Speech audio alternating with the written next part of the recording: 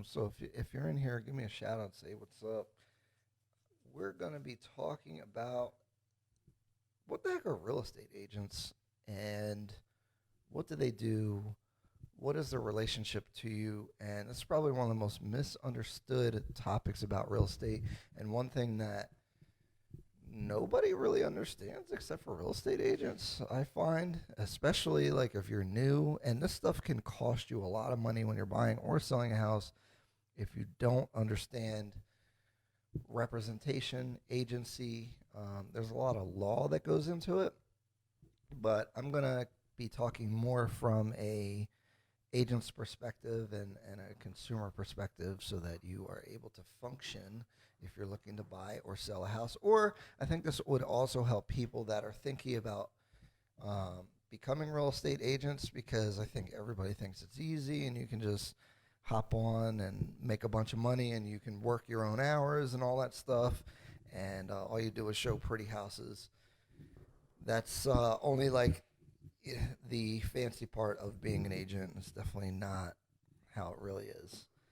And maybe I'll share some stories. I don't know how far we get into it. I need other people to bounce information off of. Hopefully, some of my other agents that I invited come on, or if you guys have questions, we can do that as well, because this shouldn't be a super long topic. So I want to be conversational, but I need people to get on. And Candice, what's up? I know. I was hoping you were going to help carry this because um, it's always interesting. I have a different perspective than a lot of other agents, so I feel like I want some other people on here to say some stuff. The Zoom link's in there, um, and just hop on. I'm trying to figure out how to work this. I feel like an old person right now. I got. How the heck do I make it full screen? Okay, cool. And yeah, so we're talking about real estate agency and what are agents and their responsibilities to their client. And the most important thing is understanding like who represents who, right? So you hear a lot of different terms, and it can get very confusing, right? So you got buyer's agents, you got listing agents, you have seller's agents, you have brokers, you have real estate salespeople, you got realtors, and all these terms mean different stuff. Hey, Candice is coming in.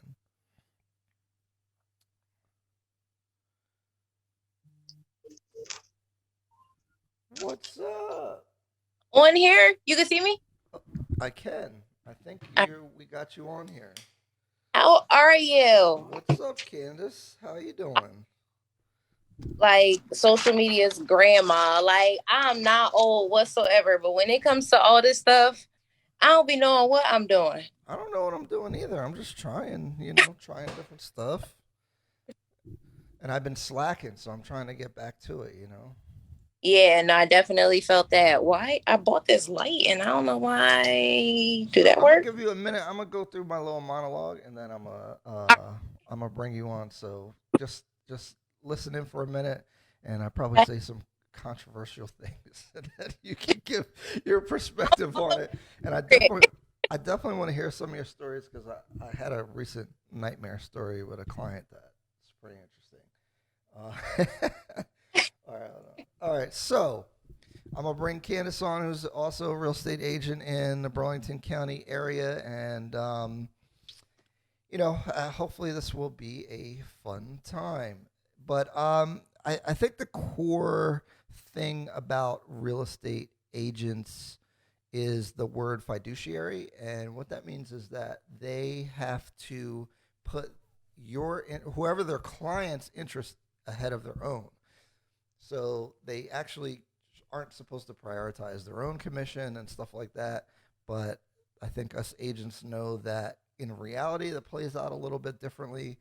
And, you know, the difficulty is knowing who represents who, right? So, how do you even know if an agent represents you or the seller or the buyer? I always tell people People make a big mistake where they see a realtor's for sale sign and they'll call and inquire about a house, and they're looking to buy a house, obviously, and they will start telling them things. And they don't realize that the agent who has the for sale sign represents the seller. And so if you say, imagine you go to like a car dealership and say, hey, I have $40,000 to buy a car. You wouldn't really want to tell the salesperson that, because now they know your negotiating position. And it's the same thing with real estate, where you don't want to tell agents who don't represent you information that they can use to negotiate against you. And it happens all the time because people don't know who is representing who in a transaction. So it's really important to understand the roles, right? So just real quick, there's also something called a client and a customer relationship. So if you don't have anything signed with an agent as far as a buyer's agreement or a listing agreement, they treat you as a customer. So they're not allowed to lie to you. They're not allowed to mislead you. They have to treat you professionally, but they don't have to put your interest above theirs or their clients. And it's really important to know that, because you can lose tens of thousands of dollars by giving them the wrong information. It's always best to have your own agent, which then you can sign an agreement. If you're buying a house, it would be a buyer agreement, or if you're selling your house, it would be a listing agreement. And these are really important things. It's funny, though, and I think Candice will probably have something to say about this, but there's also implied relationships. So even if you don't have a signed agreement, someone can become your client without you signing something. And that's kind of how I work with my buyers. I don't up front get a buyer agency agreement signed, because I never want to hold somebody captive to work with me if they don't want to work with me, because it's just bad business, in my opinion. It really just doesn't make sense. And I'm never going to come after somebody so basically, if you have a buyer agency agreement, say it's 6 months or whatever, if they buy a house with someone else, they're really still supposed to pay you a commission. Normally, the seller pays the commission, but if they use a different agent or whatever and there's an agreement, technically they owe you a commission. But the way to execute on that, you'd have to go after them and sue them and stuff like that. I would never do that. I just think it's a bad practice if you go after a client. It's bad for your reputation. But let me bring on Candice, because I'm curious what you think about buyer agency, and let's get into it. So, okay, I got you on the screen. Okay. What's up? So what do you think about that? Because I don't do buyer agency agreements with clients until the very end, when we're putting the house under contract. Mm-hmm. So, is that crazy? Am I crazy? To be completely honest with you, as you were explaining that, I'm yo, I do the same thing. Oh, you do? Yeah, people usually they look at me kind of crazy, well, where's your agreement? And I'm I just always had this mindset where number one, I'm not for everybody. Everybody say that, but I truly feel that way. So if you don't want to work with me, you don't have to. And if we're working together and you decide that I'm not a good fit, the kind of person that I am, I just rather graciously let you go than to hold you against your will or whatever. So I recently switched brokerages, and the office that I'm with now, they want you to upload your agreement with every contract. And I talked to my broker. I'm this will be my first time doing this. You're going to have to show me how to fill out the form. And she's how long have you been an agent? Because you're not new. And I'm I'm not new, but me and my clients just kind of have this agreement. I'm your agent and you're my client, customer, to me feel good, because I feel I'm acting crazy when I don't get buyer agency, because I've talked to other agents about this and they think that's crazy. But before we get more into it, introduce yourself and give a little bit of your background, your experience, and all that stuff. Okay. Hi, guys. My name is Candice. I'm Candice Dennis. I work in Camden, Gloucester, Burlington County, basically the same areas as Ryan. I've been an agent for, I'm going into my 5th year. This is actually my first time being an agent full time. Prior to that, I was working part time. Worked full time for a mortgage company, and then just decided that this was the avenue that I wanted to take full time. So here I am.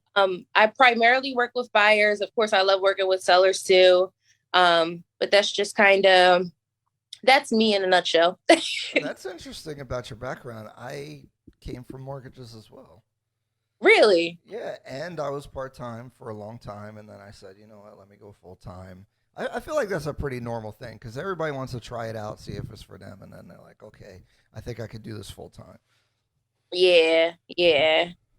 No, for sure. Especially since people think it's like fast money. Like, oh, I'm gonna be an agent. I'm just gonna be out. And like, no, you're not. You actually gonna go broke first.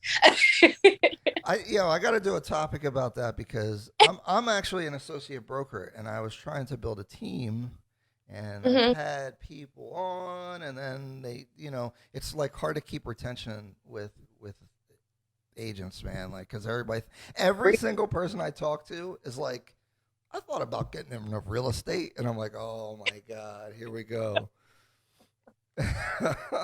So I Interested guess in.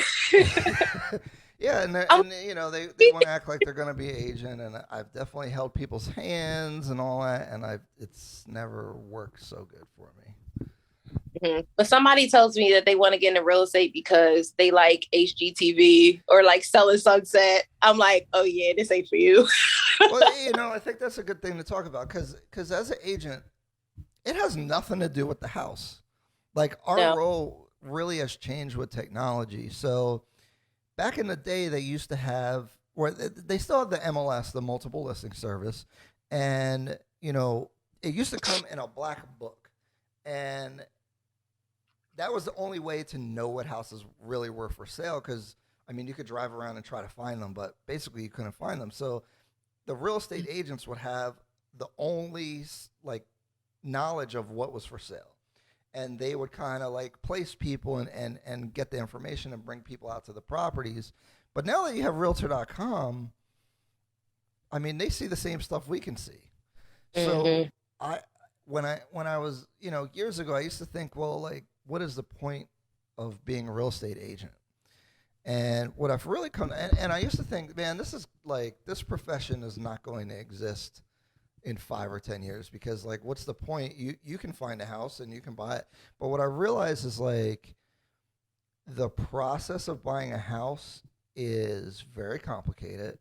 Um, and it is worth it to have somebody who has experience with doing transactions guide you through it.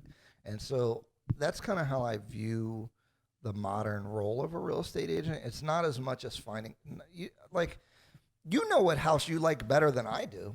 Like how am I going to find you the house really? Like I can recommend stuff and I can point out things, but really you're the best advocate for yourself as far as what type of house and where you want to live and stuff like that. I always find that being the facilitator in the transaction is where at least I bring value because sending people listings. Of course, I could send you auto alerts when stuff first comes out, but other than that, I don't think there's a lot of value in the searching aspect of finding people houses. At least in like regular stuff. I know they're selling Sunset, that reality show on Netflix and stuff like that, which I ended up watching. I feel like that high end stuff might be a little different, but like on a regular day to day, I don't know. What are your thoughts on that? I the short answer that I give people is that my job is nothing like that. Like, and it's almost aside from the price of the home. Like, I just feel like they don't show enough. Like, no, y'all need to show the nitty gritty, these clients Mm-hmm. that quit jobs 2 weeks before closing and stuff like that. Like, that's the real reality show we need because that's where things get complicated, like the actual transaction and not just, oh, look at this nice home. And, that's kind of all they show. Yeah, like that's funny. Like the idea of real estate agents is very divorced from what it actually is like. So it's really not about the house. It's about all the other stuff. It's about negotiating. And, you know, it's weird in this business because there's a lot of um, things that are not laws, but they're common practices that a lot of people abide by. But there's times to break those rules and not break those rules, and that's where you see that, like in Atlantic City, where everybody was fighting and stuff. Like, Oh, like there's a lot of stuff you can do as an agent to help your client, especially in out of the box ways. And you know, I like for example, when you get a home inspection, it's hard for a client to uh, if they've never bought a house and they don't know anything about any of how houses work. I mean, how what like if you didn't have an agent, what would you make of those things that you see in the home inspection? And sure, you could find a contractor or somebody to kind of advise you, but that's why you have a real estate agent that has seen, if there's ungrounded outlets, or the roof is X amount of years old, or whatever the common issues might be hmm that you might run into. And I think that's where an agent would provide a lot of value. Um, I guess I kind of want to talk about um, because you were talking about you don't hold people into the buyer agency agreement because if they're not for you, they're not for you. What do you think is a good relationship with a client to an agent? Like maybe from the customer's perspective, like what should they be looking for? I always tell people, if you ever feel like you can't ask me a question, like if you think that you're like I'm above whatever your question is, or if you That's think that interesting. a question is too silly of a question, so you'd rather not bother me with that question, then you're either putting me too high on a pedestal, or you need somebody who's a little bit more down to earth to make you comfortable with asking those kind of questions. Um, I feel like when we were in school and the teacher would say something like, "No question is a stupid question." Like I feel like that is so cliche, but I tell almost all of my clients, especially if they're first time home buyer, like if you have a question, I need us to be comfortable enough talking to each other that you ask me that question. Like I don't want you to go in blind. I don't want to see you posting in one of these Facebook groups asking questions that you could have just texted me. That's like a I That's like a big that. point. Yeah, Yeah, because be comfortable there's with me. so many things that people are signing, and like because a client is doing a lot of things. Like they're trying to move, they're trying to still work their job, they're trying to find a house, they're trying to make a lot of decisions. They're trying to do negotiation. So there's a lot of things going on. It's also emotional, and so ego and emotion gets involved in things. And I always tell people. Um, you know, because I know that clients do this, and I really try to pick up on it, especially at closing, where they just sign stuff and they don't want to ask. And I always say that none of this stuff is common sense. Like you're not supposed to know it. Like Yeah. this stuff doesn't work the way you would expect things to work in a normal. Like it's not like going to Walmart and buying something. Like the way that you expect it to happen isn't how it happens. Like for example, in New Jersey, we have attorney review. So, like, you sign a contract, and then it doesn't mean anything for 3 business days. Like, hmm someone could just cancel the contract. Like, what other business does that happen in? That's ridiculous. So how would they know that? Right.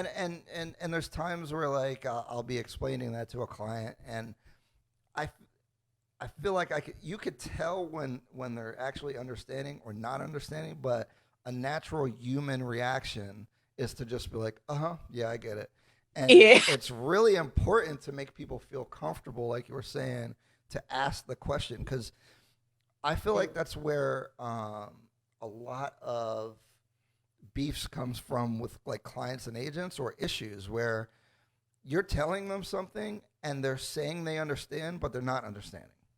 hmm And so then later the issue comes up, and now they're upset because they're going to say that you didn't tell them, but you told them. But like the explanation, if you Yeah. tell it above their head, they don't really, um, understand.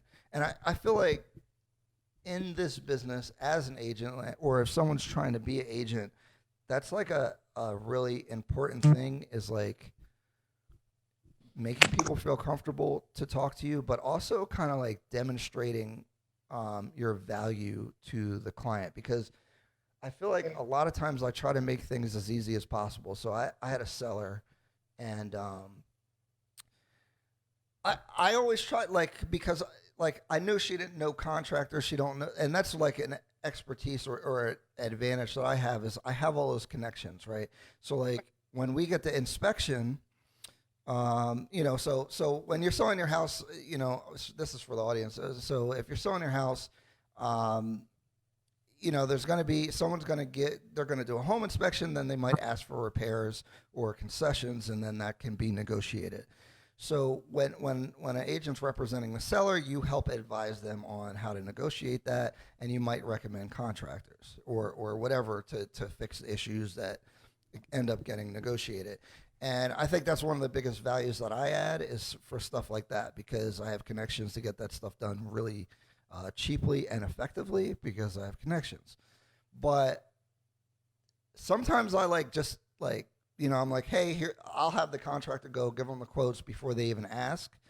And it's so smooth and so easy for them that I think they might take it for granted. Like, oh, well, boom, it's done. And they don't see the work on the back end that happen.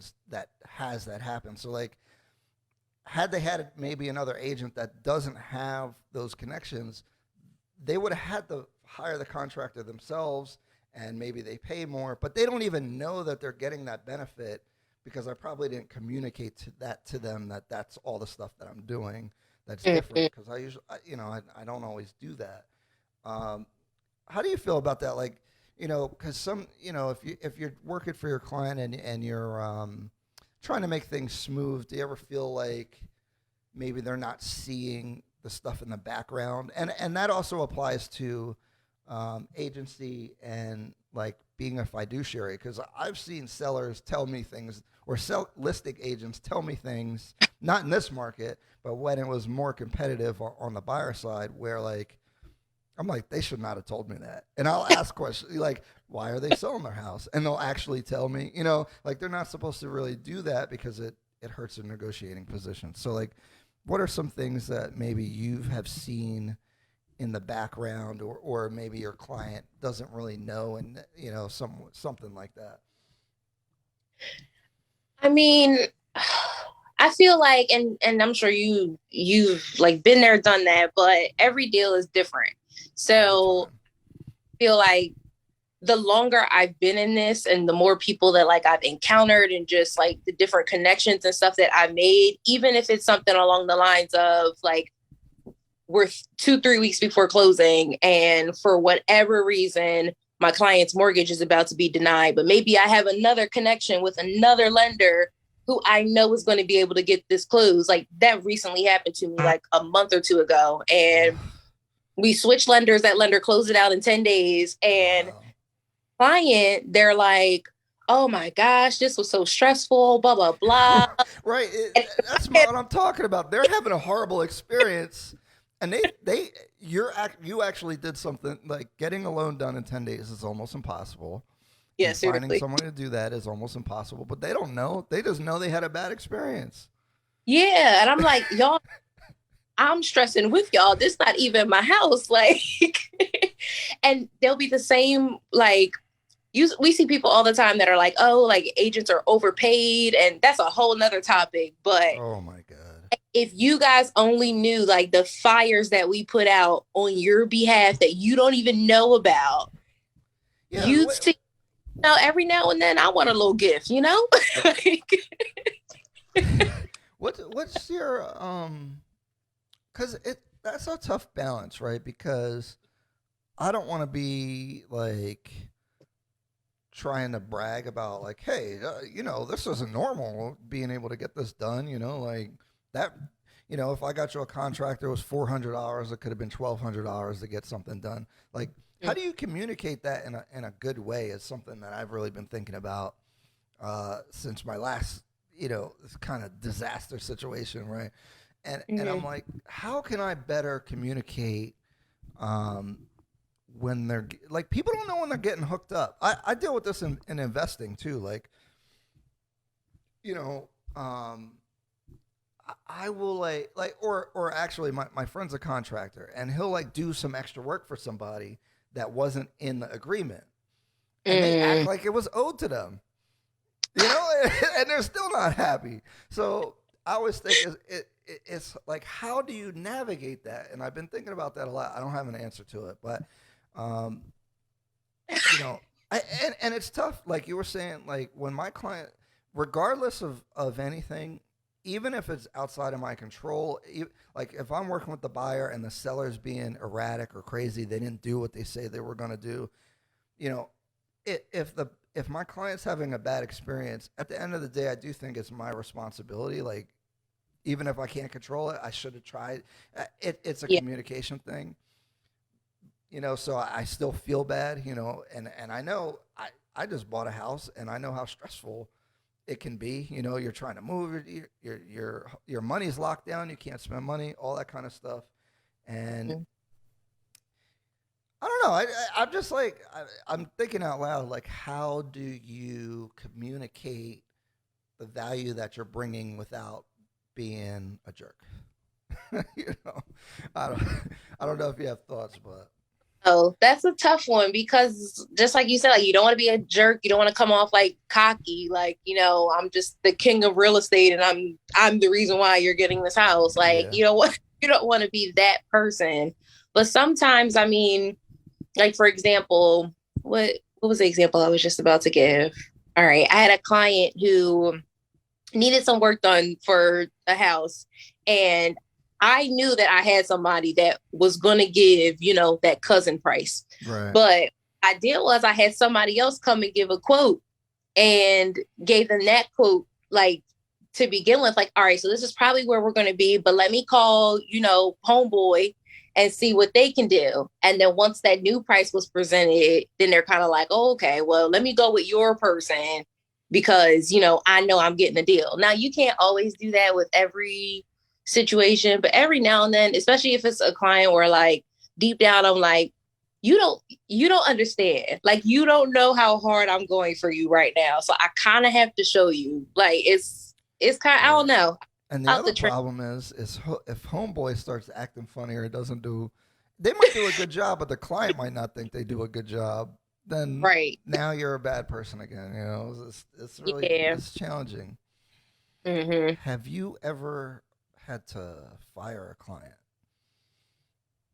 Oh yeah. Well, okay. Let me Yeah. fix that. So hold on think about that situation. But for the audience, you know the client agent relationship is a two-way relationship. Like the client's responsibility is to at least know a little bit of what you want and follow through and buy the house and do all the things that you're supposed to do with your loan and all that stuff.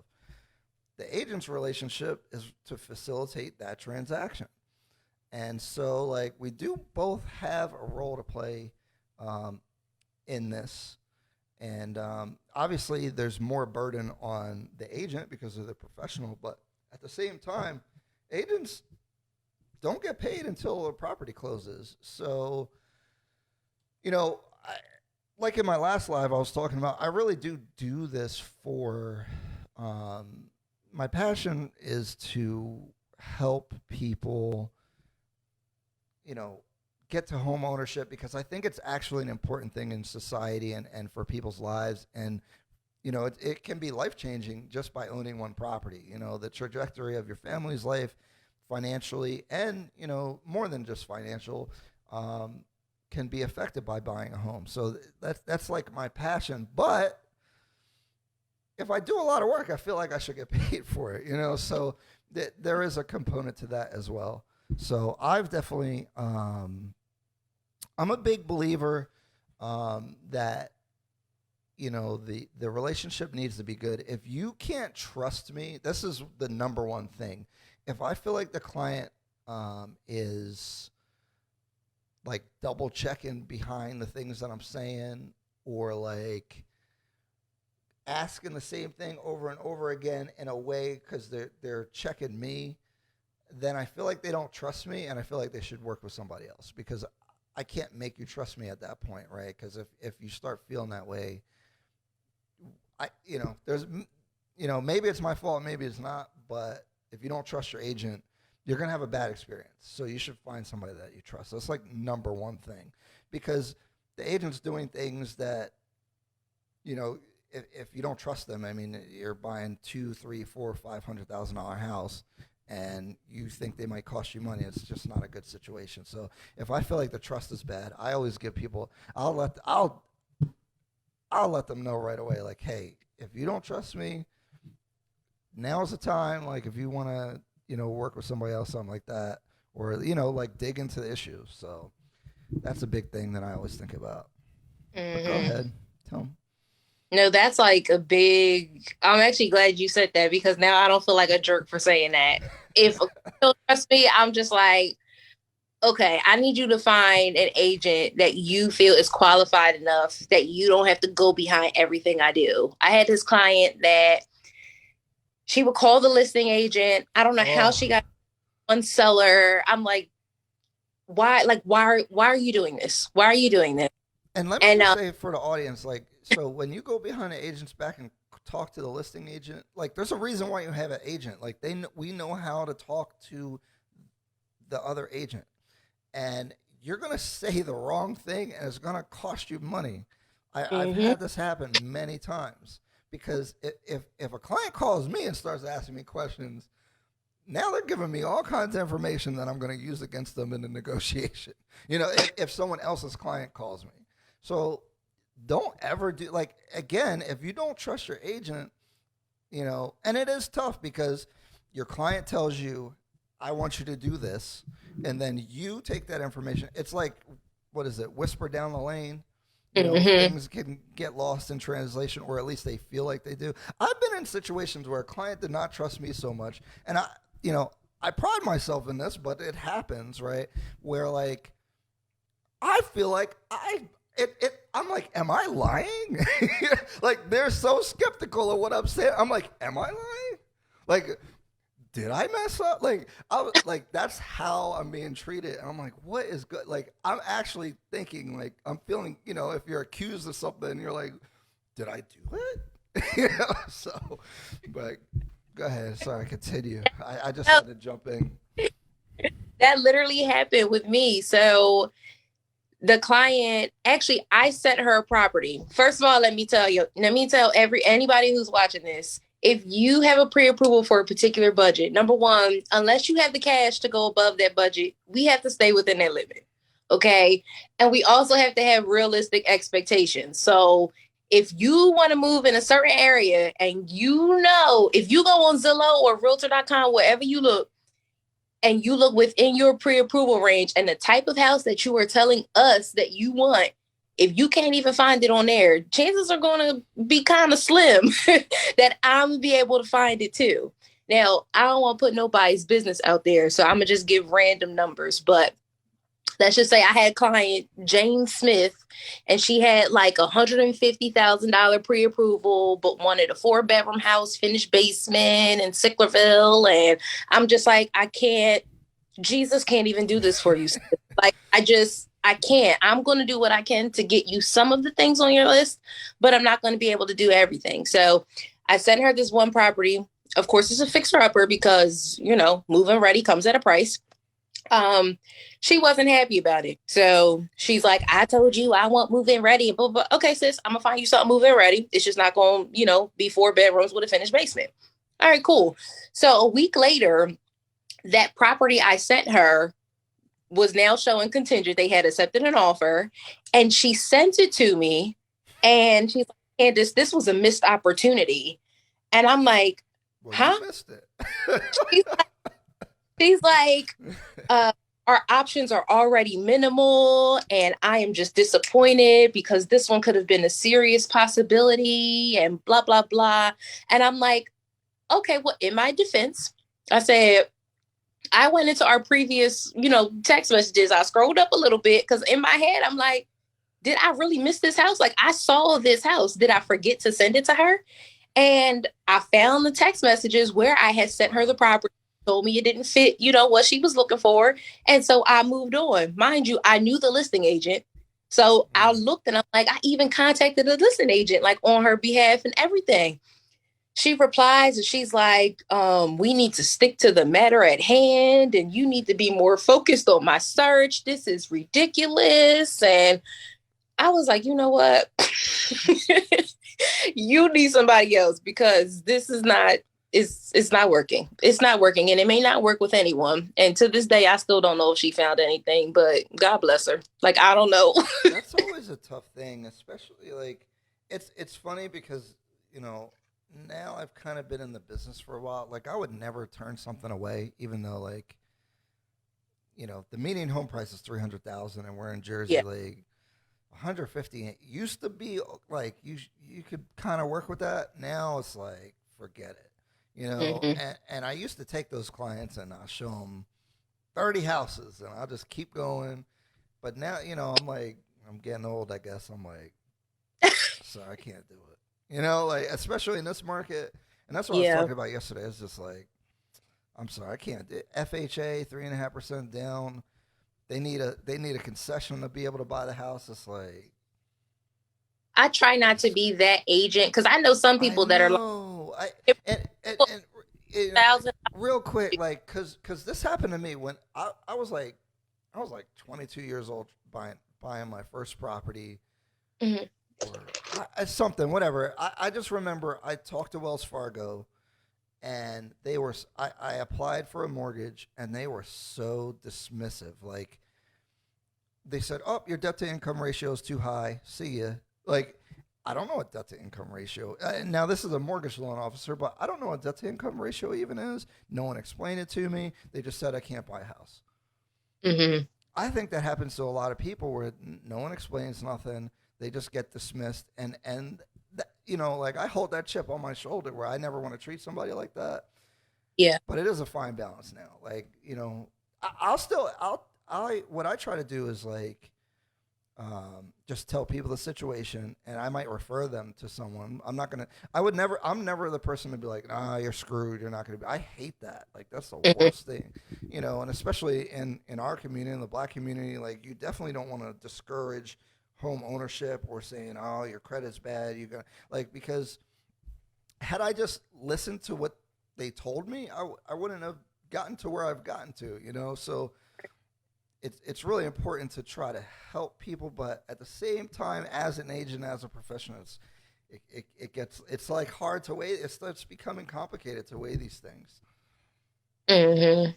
No, that's true. That's true. And I try not to be that person either. But at the same time, just like you said, like you want to give them a sense of reality too. I don't want to sell you a dream if your pre-approval is, $150,000. I want to give you the real on what's available.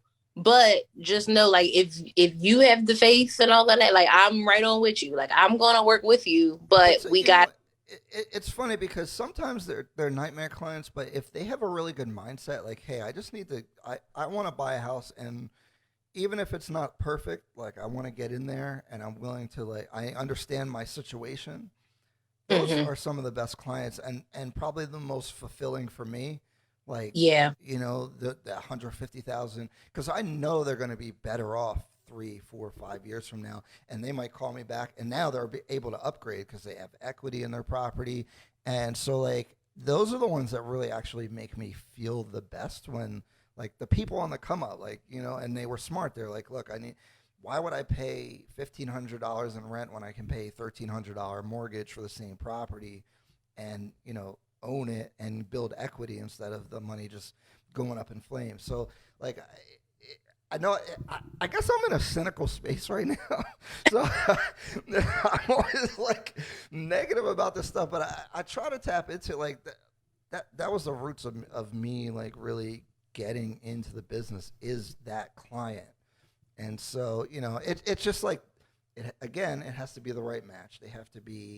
Um, they have to know their situation. And as long as they're realistic, then we can work with it. But if they expect you to work miracles, then forget it. Because Mhm. I'm not going to take their abuse, man. Because I get people calling me, I get a lot of leads from people, and they say my agent ain't doing nothing. They can't find me nothing. I'm like, I think your agent's probably doing the best that they can based off of the budget that you have, and it's Yeah. really not them; it's the market. I've told 50 people that. I swear, it's like a crazy number. I literally speak up for their agent, like your agent. It's not your agent; it's the market that's causing this. Hmm.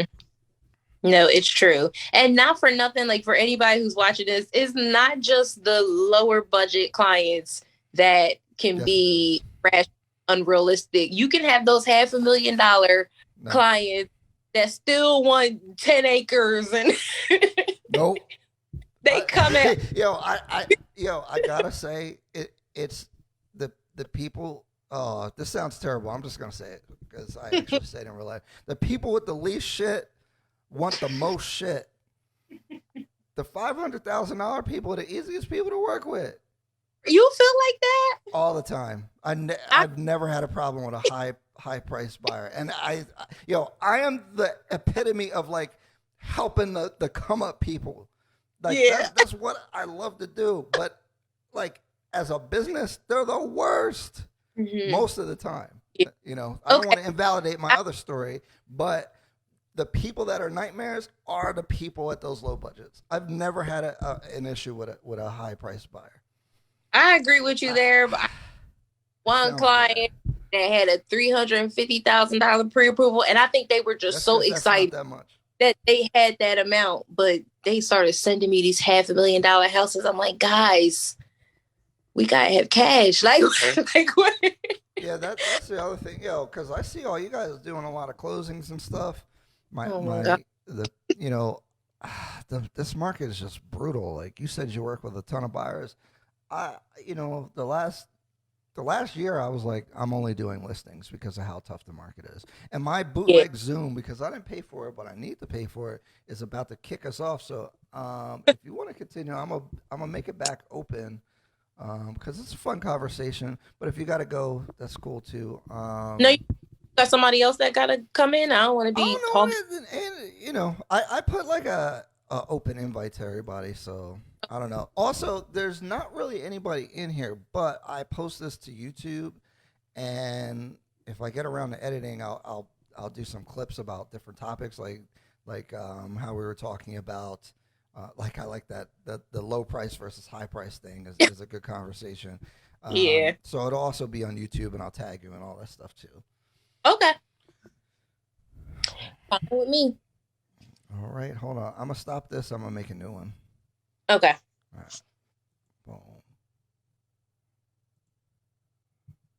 All right, guys. Hold on. Let me. I got the bootleg Zoom. I kind of just started doing these lives because I'm just trying to get back into it as a prelude to the podcast when I bring it back.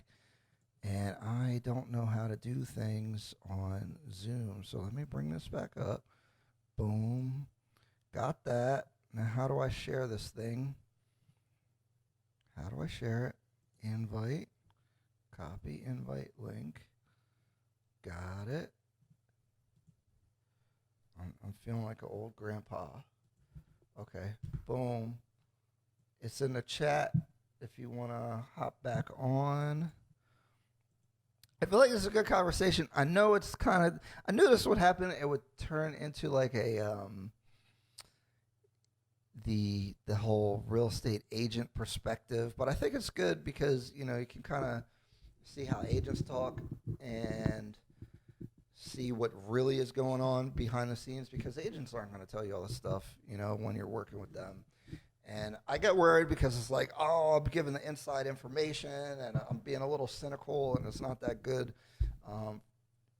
for business. But, I like to just keep it authentic, keep it real. Like if you like how I am or, the truth about things, then if you want, I always feel like if you lean into yourself, you have a better real estate business. And that's for any real estate.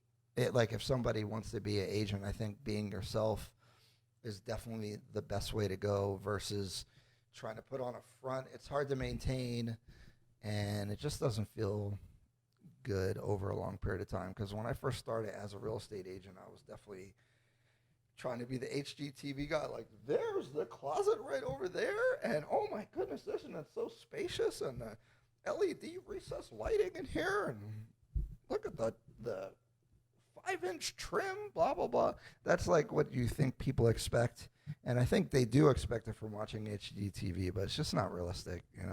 I bring a certain skill set, especially with houses. When I look at flip houses, especially, I know what flippers are thinking. I know what to look for. I know where they cut corners. If you're selling your house, I have contractors and things to get work done. I'm also, I think, a pretty good negotiator. And so if I'm representing somebody, I think I'm usually proud of the job I do. It's the perception that's always a frustration as an agent. Is, do people feel like you're doing the most or going above and beyond, like Candice was talking about. If are you coming back in here, Candice? Anyway, if people feel like you're not showing, finding the perfect house, even though they have a low budget and stuff like that. So, okay.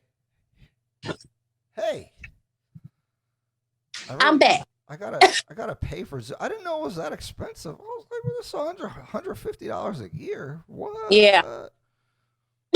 I'm broke. I know I got Ryan Got the Bread podcast, but I'm broke. I spent mad money in this house. Ain't got money for Zoom. Nope. I'm about to borrow somebody's Zoom login. So, what's up? What's your take on? So we're just going on whatever topic I feel like. What's your take on the current market? Like, how has your time been? So let me just. So while you're thinking, I hate it. I hate. Okay. Look, before the pandemic, if you had a buyer, I probably would show them an average of 10 to 20 houses. 20 is a lot, probably, but someone that's a little bit more picky, which is fine. You will put an offer 7 times out of 10. You would just negotiate it and get it under contract. The 3 other times you might have to move on, or there's a multiple offer situation. And you were good to go. Like it wasn't no crazy drama. Now, there's no negotiating. Like, if you have a buyer, you just gotta say offer as much as you can. Hopefully, you're not on FHA or see. That's the other thing. Like, I was such a big proponent of the Home Seeker program. I was getting everybody on that. So in New Jersey, there's a Home Seeker program. They give you, I don't know if they call it that anymore, but $10,000 for your closing costs and or your down payment. You could buy a house for almost no money on the lower end of cost at the time, and it was like the greatest program ever. I was banging them out, getting people in there, and I was feeling good. Like, I would see their closing sheet. I've seen people come out of pocket like $3,000. That feels good. I feel like I'm helping people out. Like, it's awesome, and not like bad houses, like good, nice, regular, move-in ready houses. Now,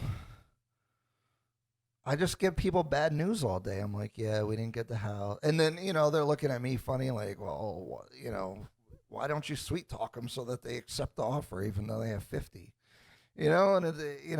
So you're showing way more houses. You're constantly telling your client they didn't get the house. Then you're having to go back out, look at more properties. You're writing more offers. For some reason, listing agents don't respond because they. So when I have a listing, I'm getting so many people. I'm not responding either half the time. Like, I see why they're assholes. Because at first I'm like, yo, why are listing agents being jerks? Mm-hmm. But they literally have 50 people messaging them about the house and trying to get whatever in they can, and they're just like, whatever, I'm tired of hearing about it. So it's just tough. It's just nasty out here right now. So yeah, you seem to be pretty positive and still doing good. So I'm curious to hear. I need a pep talk. Talk me off the ledge. At this point, I feel like I deserve to be, or I deserve my own TED talk because I feel like I'm not even an agent no more. I'm like a speaker. I'm like, guys, your house is out there, and in my head, I'm like, it's probably not out there. Like I don't. Oh. It gets to the point where my clients like will submit an offer, and as soon as I let them know, like, oh, the listing agent's calling for best and final, they're like, well, we already know how that's gonna go. Like, Yep. rough. It's rough.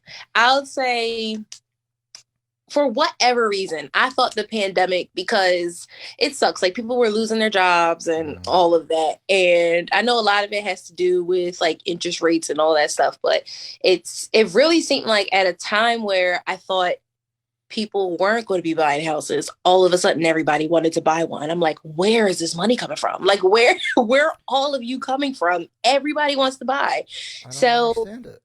yeah, and then with all the competition and stuff, it's not like I don't turn buyers away. So I'm kind of just like, yeah, I'll work with you.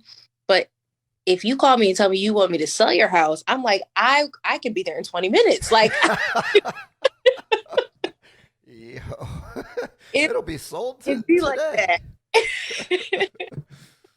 Like seriously. So it's been a rough one, but I've just been like just trying to stay positive because number one, I hate when people say the market's going to crash. That's a whole Oh nother my God, I can't oh, stand God, it. it irritates me so bad. So I'm just like, at this point, if this is the career path that I've chosen and if this is what I really love to do, then Hang I'm in there. gonna have to, yeah, hang in there and just not cry. Yeah, I'm spoiled. It's funny because last year I did the most volume I've ever done, but I feel like I've had the least enjoyment from doing it, quite Really? honestly. Yeah, I don't know. Again, I feel like it's like people are barely making it to be able to buy the house, and like when they find, and it's like the third choice, and they because they know they got to buy, and they missed out on the house that they really like, Mm-hmm. and I just feel bad, I don't know, something's really been bothering me that like it's just like a great injustice to people, like it's just like they just you know our generation went through um 2008 crash, and I'm about to be 34, so like they were graduating college and stuff like that into the worst job market of all time. Wages really have not gone up in the country, and so people struggled. They stayed at home. All the memes about millennials being lazy, but really it was like all these factors were jacked up for our whole generation. Mm-hmm. And it's like in their 30s, they finally started to be able to like that now they're actually making enough money to buy a house. Their student loan debt's finally paid down. Plus, they changed some of the rules with the student loan debt. Now there's the grants and stuff like that. So like it was really exciting, and I was really happy for people. And now it's like the goalpost got moved so far for people again that it's Yeah. just like it's deflating to me. Like I deeply do care about like home ownership for people. I think I really think it's a really important thing, and it's just like you Mm-hmm. know, because you see the memes like they survived 2008, now they're surviving the pandemic and all that stuff, and it's just I don't know, I'm just so deflated about it. But I guess the younger people coming up, they know what it is, and they're just gonna have to do what they got to do. But like I was saying in the last stream, like you used to be able to buy a house for like $8,000. Now you need 20. Yeah. That's like bare minimum because the prices are up too. But I agree with you. I hate when I hate when people are saying that the market's going to crash because I don't see how or why. Like the lending hasn't gotten really crazy. It's still kind of hard to get a mortgage. And my thesis has been that the value of the home has increased because remote work is so important now, right? So people need home Yeah. offices. People are staying home more, and they're just valuing the space at home, especially now. Philly just came out with like it looks like they're gonna do like we're getting close to another lockdown or something. So like if you're locked down, you want your place that you're locked down to be nice, you know. So the value of the house has just increased. So I can't imagine that there's going to be a crash. Right. We are seeing, or at It's least the what I'm that noticing is it's kind of, it's not. I haven't seen like people camping outside of a house when I'm trying to show it, so like that's good. And I had a FHA closing last month, so it's possible. And so, I mean, there is that. oh my gosh. I mean, I feel like things are I don't want to say things are getting better, but I do feel like It is getting a little better. yeah, and the difference now is I feel like people who are buying houses actually qualify for them. Whereas before you just like sign on the dotted line and just walk away, you just got the Right. mansion. Like I know. people I act wish. I wish I was around for that because I would right. have killed it. I would have bought all kinds of stuff, Mm-hmm. but I would have bought investment properties, so I would have done good. Right, I'd have been rich by now. Right. I just missed it. I had to take jobs I didn't want to be able to qualify. I definitely did that too. I still like. I don't take tax write-offs because I'm trying to buy investment property. So because as an agent or being self-employed, like you could just take write-offs and make no money on paper and pay no taxes. Don't tell the IRS. But Right. but as it like this is something that people don't tell agents is like if you don't claim your income or if you expense all your income, then you don't make any. So it's hard to buy.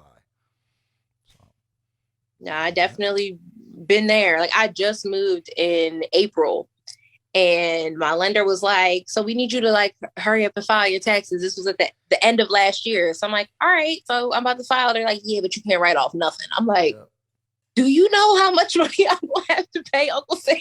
yep. I'm like, 10, but 10, it's 20 grand. Write that check.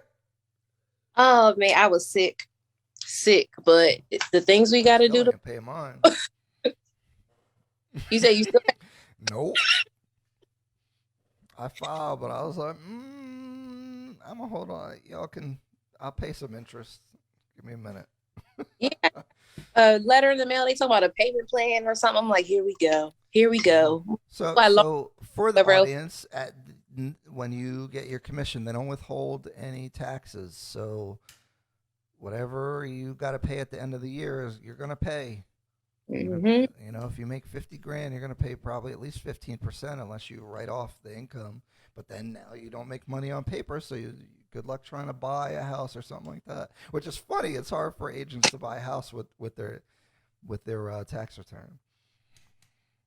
Oh my gosh, you should definitely do a whole video just about that because like Yeah. if you Google like what like how commission is calculated or whatever, and it says that like we make 3% or whatever, they don't talk about splits or fees or I had a client. uh, I had a client that went rogue, and they hate me. It was a listing, and it's funny. Like way above list price, they got. Again, all the work done. They didn't have to do anything. I got the movers for them. I got someone to trash all the stuff like that they left behind in the property. They didn't have to do anything. They still hate me. But anyway, because I didn't properly communicate the value. But anyway, what the heck was I saying? Oh, but so they saw that the commission check, and they're like, "Oh, you got $9,000 for doing nothing." I'm like, "Oh my god!" I don't get to keep all of that. So, you oh know, my god, I had a buyer a few months back and I don't know how they saw that commission was only 2%. I didn't say anything because I'm just like, if this the house you like, then I'm We got to Anyway, talk about that. another discussion. But they ended up loving the house. I'm like, of course you want the 2% house, but okay. So, Say you're a good agent. We and got to talk. Hold on. Let me give some context before okay, so people understand. Um, the way this works is that when someone lists their house for sale, they have what they're offering the co-op or basically the buyer's agent. They're offering the other agent a certain commission to show the house. So if it's 6%, they could offer 3%. So the six, each side gets 3%. They don't have to do that. They could offer 2% to the other side and keep the rest, or maybe they have a 5% total, and then they only give the other side what is that 2.5, 2.5, yeah, 2.5. So if that's really low, so that is in the MLS. So when we look at the property, we can see that as agents. You can't see that as a customer. Um, Agents with integrity who value, you getting the right house that you like are still going to show you that house even if the commission is less. But this is what I'm saying is like there's a lot of behind the scenes agent stuff. Like people don't know this. So if I had low integrity or I just wanted to make sure I got paid more, I could exclude showing you that house. What they would actually do. I'm not saying anyone does this, but this is what they would actually do if they wanted to discourage you. Is they'd be like, there's probably something wrong with the house because of and some reason, so that they don't show you the house because the commission is low, and you would never know that that's why they did that. So this is like this insider real estate agent type stuff. And so if you're a seller and they're trying to offer a low amount as commission, you will see less people come because some agents may or may not show the house and make up a reason like, hey, that wall's orange. Are you sure you really like orange paint on the wall? I don't think this is the house for you. So like stuff like that happens. So go ahead. oh my gosh. So my client texted me and was like, and I still to this day don't know how they knew that commission was only 2% because this was before contract signed or anything. Mm-hmm. So maybe it populated on one of the sites. I don't know. But he did the math and was like, well, this is what you will make, which we feel like is still a really good, commission check. Wow. Count my money. Well, thanks for the concern, but I'm still not even I'm not even going to make that because, brokerage and, and I'm explaining all of that stuff, which in my head, I'm like, why are we even talking about this? Like, yeah, that's a way. I hate that conversation. Like, don't talk to me about that. Don't count my money. I don't. They're like, well, we just want to make sure you're getting your money's worth. No, and I'm don't. You don't know you because they still want that. If you want to make sure I get my money's worth, buy the house with a higher commission. Then right. You ain't gonna do that. But I've had weird situations. Have you ever dealt with a for sale by owner on the buy side? I may have one now, and I'm kind of like, ugh. It's a disaster because the seller doesn't know what they're doing, so you end up becoming like a dual agent. And for the audience, a dual agent technically represents both sides, which is impossible, and it's like kind of sketchy. But you end up doing like double the work for whatever the commission that you can negotiate. So for sale by owners, they can either say that they're giving you a commission or not giving you a commission, but real estate agents do a lot of stuff in the background as far as facilitating the transaction. So if they don't have an agent representing them, a lot of times like they don't know what to do. So like you have to do their work for them, and it's not. Mm-hmm. But it always feels dirty to negotiate the commission because it affects your buyer's offer. Right, so if a for sale by owner is trying to sell their house for $300,000, and they're like, if a buyer doesn't have an agent, they can buy the house for $300,000 and make that deal. But if they have an agent, the commission's got to come from somewhere. So like, even if it's 2%, that's $6,000. So basically, it's like they're selling the house for $6,000 less. So like, you essentially make your client's offer less competitive than someone else's because you're involved. And the problem is the for sale by owner isn't respecting the value that you bring as far as facilitating the transaction. So Right. like, it's a really tough balance to make. But it's funny. Like, I used to not value what agents bring to the table. But when I did those for sale by owners, I realized like people need agents because boy, do they not know what they're doing. Like they didn't know how to do.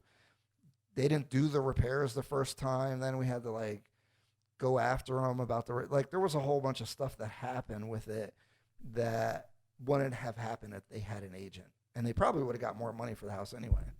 Mm-hmm. You ready for this? So mine that I may or may not have, I may just have to be that agent that just says, Just let them have it. ready for this? 0.33%. And Oh Lord, they all give you they want $500. contract. And I'm like, okay. And then the sellers reach out to me because this is the buyer. The buyer is like, well, we really like you, so we want you to do our contract, and this is what they're willing to pay, and blah blah You're gonna blah. have to pay me, dog.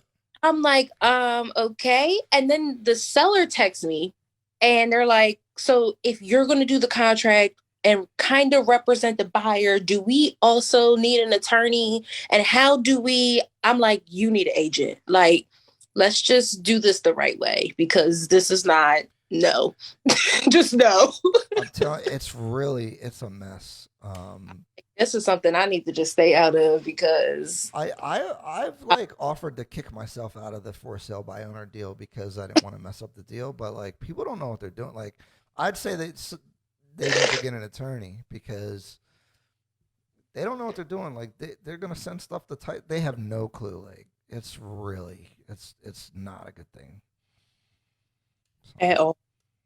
hmm Well, you got any final thoughts, comments, ideas that you want to Um, convey? Not really. I mean, it's been really nice talking to you as Yeah. always. Um, I ain't really got much. I mean, we had a nice dialogue, and I just feel like as far as the topic that, the live was about, the client agent relationships and just having that trust and that comfort in the person that is supposed to be advocating for you. Like that right there is everything. If you have that, you have something to work with. So that's just always bottom line for me. Yeah, I agree. If you can trust your agent, that you know, some old school agents tell me, and I believe this is that people work with the people that they like, and that always kind of bothers me because like I feel like the chatty people, who sometimes have a lot of clients, aren't always the best like at the other stuff, but it doesn't matter because they like them. And I try to, I realize that that's an important thing is like, that trust and liking the person goes a long way. So it is what it is. I would Yeah. say, you know, you might want to look at some more factors when you're picking an agent, but if you don't like or trust them, then it is not going to work actually. So, at least like and trust them. Hmm. And even just the comfort and like relating to them. I had a client call me. She found me on Instagram and she's like, I feel like you would be the perfect agent because I have a son and you have a son. And I just feel like we're just so compatible. And in my head, I'm like, girl, this is not a dating app. Let's talk about real estate and make sure make sure But it's good for you. yeah, I see. But the longer I've been around this, the more I do feel like being able to relate Yeah. is a really big thing, and that's why like I always try to that when I'm doing Instagram content or a podcast, I really try to be myself because like I was talking while you were joining back in, it's like um, when I first started, I always tried to be what the expectation of the HGTV person was, And I Yep. really didn't like it, because you're like, look, the closet is right there. It's spacious and cozy. And we have 5-inch trim here. And these are luxury vinyl plank floors. And it's just like, if it's not your part of your personality, it's just like not going to be enjoyable. And people can pick up on inauthenticity. So, like, when you really match energies with your client and vice versa, I think it works the best. Even if I think it probably might be the most important thing. It really might be. Mm. No, for sure. I thought I was going to be one of those agents that just wear heels to every showing and all. Like, no, like you and your Adidas Right. flip flops are wearing Uggs. Like, I'm me. And Right. people, they get more comfortable when they see that you're just not all like uptight, and I'm still professional, but I'm not all, good evening. I'm not doing all that. Like, that's not me. I know people don't like drive clients around that much anymore, but I always think like you got to be able to play like music, the music that you like, and we both gotta like it. Yeah. You know what I mean? It's gonna work if we are playing the same music. Mm, It's like a weird rule of thumb thing. Like if we're jamming it to whatever, it's gonna work out. no, for sure. All right, I appreciate it. Hopefully, this helps you guys out. Again, this will be on YouTube. If you guys have ideas on topics, or I'm open. Anybody that can hop on the live and ask questions. I want to get to Q&A. Obviously, I'm trying to grow the live and get more people on here, and try to create a dialogue. I thought this was a really good dialogue. It's like insider real estate talk. So if you're into that, I feel like we were both very honest about what's going on. So I think that's very valuable. And I appreciate you, Candice, for coming on. This is like the first time we actually talked. It's so weird, social media, Like, I don't I even know how we follow each other or anything, but I just be like, oh, I see what she like. I just like what you're doing. I see you doing stuff. Like, it's so cool. I don't know. I was literally just saying that to who was I talking to? You also know Drew, Yeah. because Oh, maybe that's how I know. Yeah, Drew is our. He's a loan officer, and hmm I guess you work with him too sometimes. yeah, I was like, we all like know the same people. I was like, I know, like I don't know him, but like I know him, and he's Right. like, I fine. It's a cool new world. So Yeah, but I appreciate you for the invitation. I'm always open to doing this. This was great. cool, cool. Well, I appreciate you as well. Have a good evening. You too. Thanks, guys. See you.